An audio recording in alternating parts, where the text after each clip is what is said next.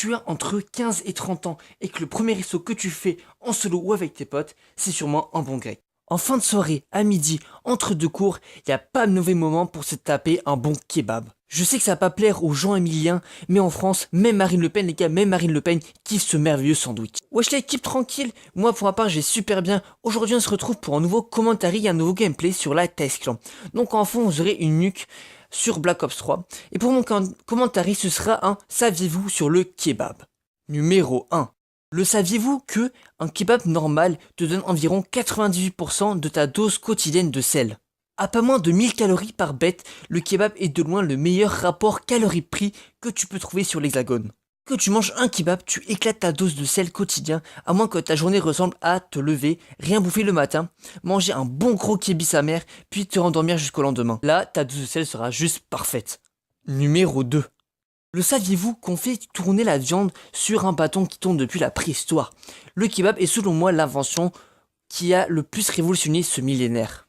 C'est donc une façon de revenir aux racines de la bouffe, sauf qu'à l'époque l'homme de Cro-Magnon faisait pas sauce samouraï chef pour avoir son bout de viande. Numéro 3.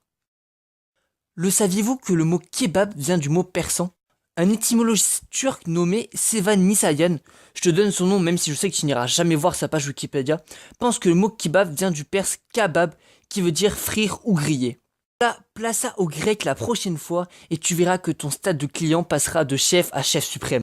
Gros, t'auras le droit à la canette la plus fraîche, la porte la plus éloignée des chiottes et une vue directe sur le match de foot de Division 2 de Turquie commenté en turc. Tu vas voir, c'est un autre monde mon pote. Numéro 4. Le saviez-vous qu'il y a autant de kebabs que de pays dans le monde? En France, il y a plein de gens qui gueulent parce que le kebab n'est pas français, sauf que le kibi qu'on trouve en France, avec des frites par-dessus, sandwich et un énorme pain, eh ben il est bien français, parce qu'on le sert nulle part ailleurs comme ça. D'ailleurs, c'est bête d'associer le kebab avec le Maghreb, les gars, parce que la vraie origine du kebab, ben elle provient de Grèce et de Turquie. Le kebab, c'est ma vie, mon pote.